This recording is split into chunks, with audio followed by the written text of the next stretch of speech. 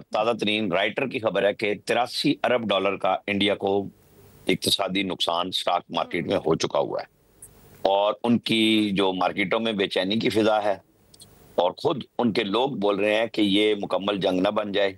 जुमेरात के रोज इंडेक्स में 0.5% की कमी हुई और इस हफ्ते मजमूई तौर पे 1.3% की तनदली आई है। तो 12-13 शोबों में मुसलसल इनकी कमी आई है। ये अब उनका सारा मीडिया भी बात कर रहा है। अच्छा, हम देखें ना, हम कुछ आदादो शुमार भी हमारे सामने है। 5 घंटे में हमने क्या-क्या नहीं हासिल किया। दुनिया की जंगों में ये 10 साल में भी नहीं होता। जैसे हम कल आईएसपीआर की ब्रीफिंग में एयरफोर्स के हमारे ऑफिसर कह रहे थे कि ये जो जंग है ये पढ़ाई जाएगी जो हमने राफेल वाली 6 और 7 की दरमियानी रात में की। 3 राफेल गिराए, 2 दूसरे तैयारे गिराए कि ये 1 घंटे की डॉग वॉच में 100 से ज्यादा जहाज हिस्सा ले रहे हों और उसमें अल्हम्दुलिल्लाह हम कामयाबी भी हासिल करें।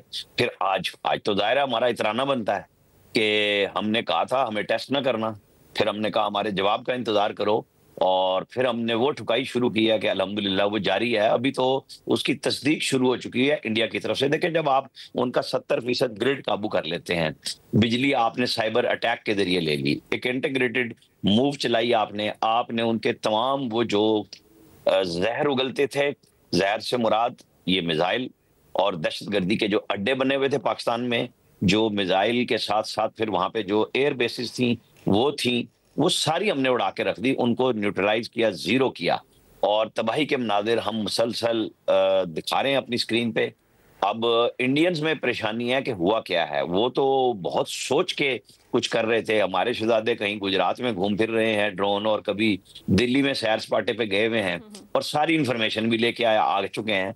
इसलिए हमने उन्हें कहा था कि अगला मरहला तुम्हारी माशी तबाही का होगा और फिर हम उधर जाएंगे और दुनिया को भी ये बावर कराया था। मार्को रूबियो का फोन आर्मी चीफ को आना और ठंडा करना, फिर वजारत दिफा की मैं भारतीय की क्योंकि ब्रीफिंग देख नहीं सका, 1-2 टिकर देखे और जो अभी आप लोग गुफ्तगू कर रहे थे तो होश के नाखून ले लें। हमने तो ये कहा ही नहीं था।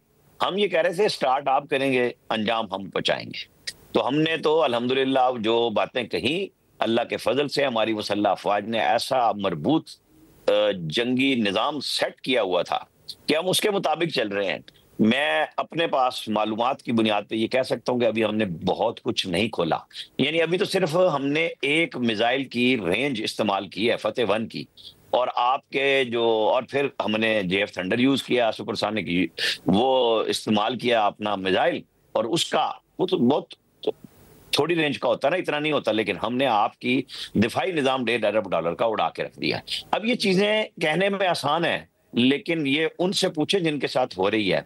ये आप इस कौम के जज्बे को देखें जिन पे मिसाइल मारा जाता है और झंडे लेके सुबह 3:30 बजे पाकिस्तान के वो पिंडी में नूर खान एयरबेस के बाहर आ जाते हैं। तो फिर ऐसे जवानों की कौम, ऐसी कौम के जवान कैसे पीछे रह सकते हैं?